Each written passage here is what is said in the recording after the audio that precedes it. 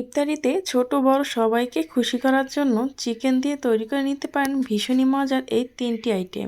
Chicken বল, chicken লাঠি কাবাব এবং nuggets, এই তিনটা জিনিস ভীষণই মজা এবং তৈরি করা খুবই সহজ। তাও আবার একই প্রসেসে এই আইটেমটাকে তৈরি করে আপনি কিন্তু এই তিনটা আইটেম একসাথে তৈরি করে নিতে পারেন আর তৈরি করে সারা রমজান মাস খেতে পারেন। আর কতটা পারফেক্ট হয়েছে তিনটা আইটেম সেটা তো দেখেই বুঝতে পারছেন। ইফতারে টেবিলে যদি এরকম কিছু খাবার থাকে তাহলে কিন্তু ছোট বড় সবাই অনেক বেশি পছন্দ করে। তো চলুন দেখে নিই আমি এই তিনটা আইটেম একসাথে কিভাবে তৈরি করলাম, ফ্রোজেন পদ্ধতি সহ আপনাদের মাঝে শেয়ার করব। তার জন্য প্রথমে আমি এখানে কিছু বুকের মাংস নিয়েছি, হাড় ছাড়া যে মাংসগুলো সেটা। এখন আমি একটি ব্লেন্ডার জার নিয়ে নিলাম, ব্লেন্ডার জারে মাংসগুলোকে দিয়ে দিচ্ছি। তার মধ্যে আমি কিছু মশলা অ্যাড করব, তার ভিতরে রয়েছে তিনটা দিয়ে দিলাম কাঁচামরিচ, সাথে দিয়ে দিচ্ছি ধনেপাতা।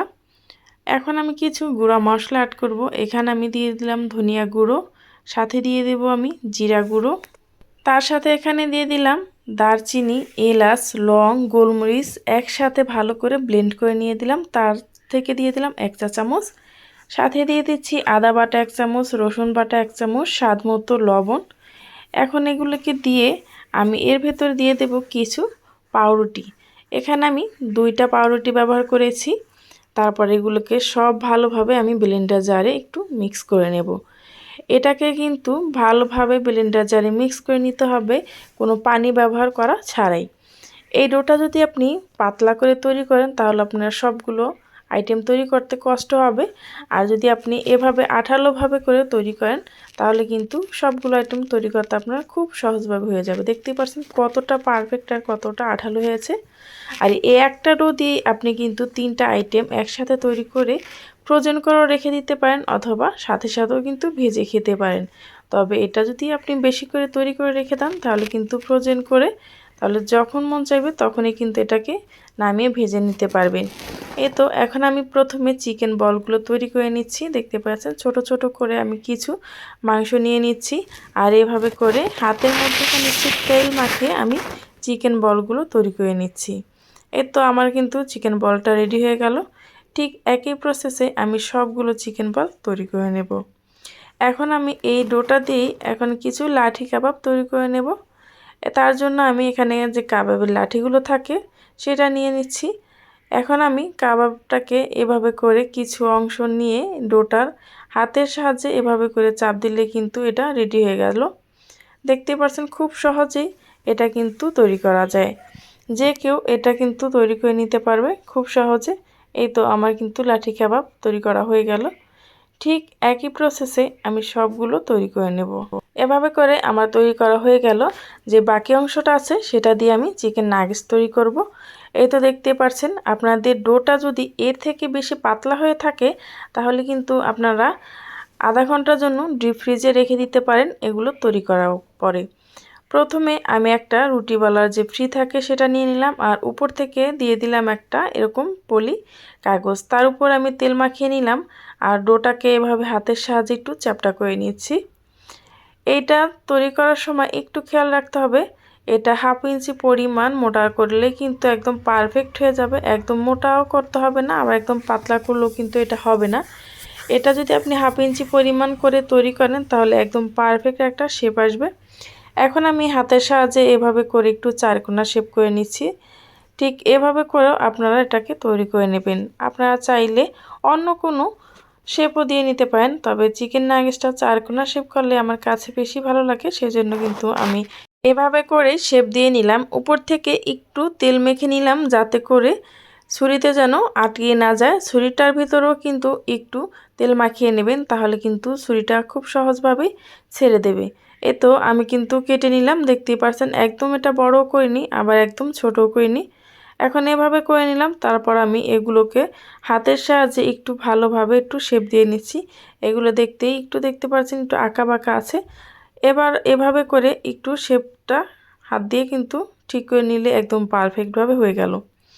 এই তো রেডি হয়ে গেল আমার 3টি আইটেম। খুবই মজাদার এই 3টা আইটেম ইফতারে কিন্তু থাকলে সবাই অনেক বেশি পছন্দ করবে, অথবা এটা আপনারা রোজা ছাড়াও বিকেলে স্ন্যাক্স আইটেম হিসেবেও রাখতে পারেন, অথবা বাচ্চাদের টিফিনেও কিন্তু দিয়ে দিতে পারেন। এখন আমি একটি ডিম ফাটিয়ে নিলাম, আর ফাটানোর পর চিকেন নাগেটসগুলো আমি এর ভিতরে একটু গড়িয়ে নিচ্ছি। তারপর আমি ব্রেড ক্রাম্বসে গড়িয়ে নেব। এভাবে করে আমি সবগুলো কিন্তু কোট করে নিচ্ছি। আর এটা কিন্তু আপনারা চাইলে ডাবল কোট করে নিতে পারেন, তাহলে কিন্তু আরও বেশি ভালো লাগবে খেতে। এই তো এভাবে করে আমি ব্রেড ক্রাম্বসের ভিতরে ভালোভাবে একটু চেপে চেপে লাগিয়ে নিচ্ছি। তারপর আমি যে লাঠি কাবাবগুলো তৈরি করেছি সেটাও কিন্তু আমি ডিমের ভিতরে গড়িয়ে গড়িয়ে তারপর ব্রেড ক্রাম্বসে তৈরি করে নেব।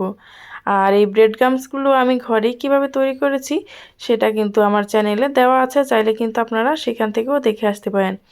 আমি 3 রকমের ব্রেড ক্রাম্বস কীভাবে ঘরেই তৈরি করতে পারেন খুব সহজে সেটা কিন্তু আমি দেখিয়ে দিয়েছি, তাই এটার ভিতরে আর ব্রেড ক্রাম্বসের ভিডিওটা অ্যাড করলাম না। এই তো এভাবে করে সবগুলো আমি গড়িয়ে নিয়েছি। তারপর আমি চিকেন বলগুলোকে সেদ্ধ করে নেওয়ার জন্য একটু কড়াইতে পানি বসিয়ে দিলাম, আর পানিগুলো যখন বলক চলে আসবে তখন অল্প একটু তেল দিয়ে আমি এটাকে ভালোভাবে সেদ্ধ করে নেব।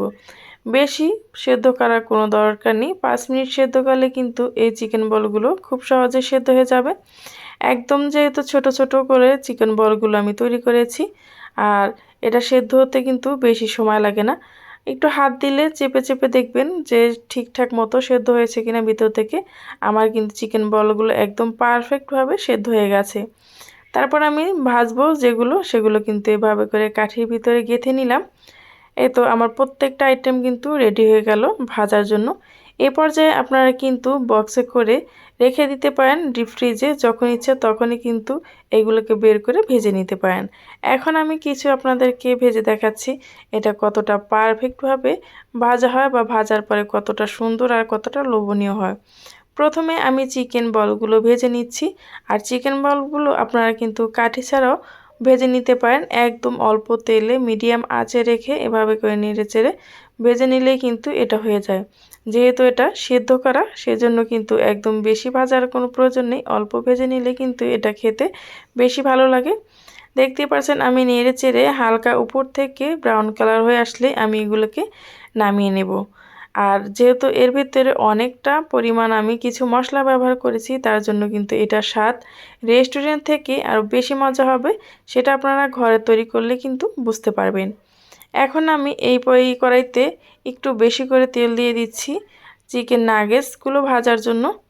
আর চিকেন নাগেটসগুলো ভাজার সময় একটু খেয়াল রাখতে হবে চুলার তেলটা যেন বেশি হাই হিটে না হয়ে যায়। যেহেতু ব্রেড ক্রাম্বসে গড়ানো সেহেতু কিন্তু চুলার হিটটা যদি হাই হিটে থাকে তাহলে কিন্তু পুড়ে যাবে, খেতে বেশি একটা ভালো লাগবে না।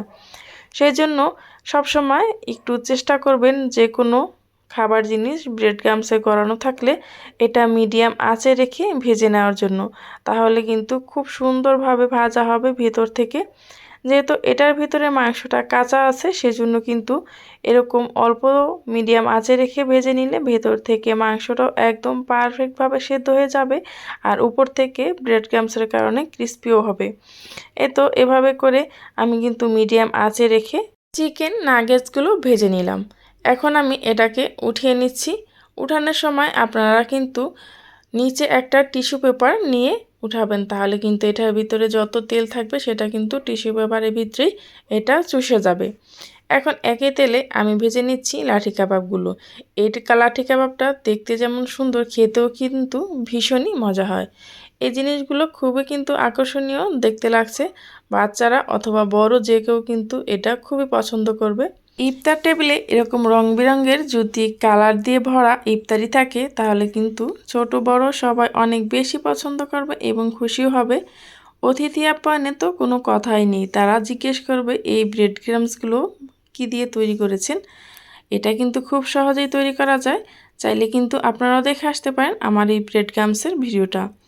এটাও কিন্তু ঠিক একই প্রসেসে ভেজে নিতে হবে, একদম মিডিয়াম আঁচে রেখে ভালোভাবে আস্তে আস্তে করে এটাকে ভেজে নিতে হবে। আর লাঠি কাবাবটা খেতে দুর্দান্ত হয়। এই তো সবগুলো জিনিস আমি এক এক করে ভেজে নিলাম, আর ভাজার পরে কতটা লোভনীয় হয়েছে সেটা তো দেখতেই পারছেন। এখন আমি এটাকে একটু আপনাদেরকে ভেঙে দেখাবো এটার ভেতরটা কতটা সুন্দর আর কতটা পারফেক্ট হয়েছে। এই তো এই পর্যন্ত যারাই আমার সাথে ছিলেন তাদেরকে জানাই অসংখ্য ধন্যবাদ। আমার এই রেসিপিটা যদি আপনাদের কাছে ভালো লেগে থাকে তাহলে প্লিজ চ্যানেলটি সাবস্ক্রাইব করে পাশে থাকা বেল আইকনটা ক্লিক করে রাখবেন। যারা ফেসবুক পেজ থেকে দেখছেন চাইলে পেজটি ফলো দিয়ে আমার সাথেই থাকতে পারেন। দেখতে পারছেন চিকেন নাগেটসটা ভিতর থেকে কতটা সুন্দর আর কতটা পারফেক্ট হয়েছে। এখন আমি আপনাদেরকে একটা চিজ বল ভেঙে দেখাচ্ছি। ঘরে যদি তৈরি করে নিতে পারেন খুব সহজে এই মজাদার আইটেমগুলো রেস্টুরেন্ট থেকেও ভীষণই মজা হয় খেতে, তাহলে কেন রেস্টুরেন্ট থেকে অস্বাস্থ্যকরভাবে তৈরি খাবার আমরা কিনে খাবো।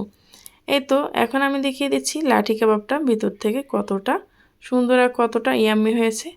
তো চলুন পরবর্তী ভিডিও নিয়ে আসা পর্যন্ত সবাই ভালো থাকবেন, সুস্থ থাকবেন। আল্লাহ হাফেজ।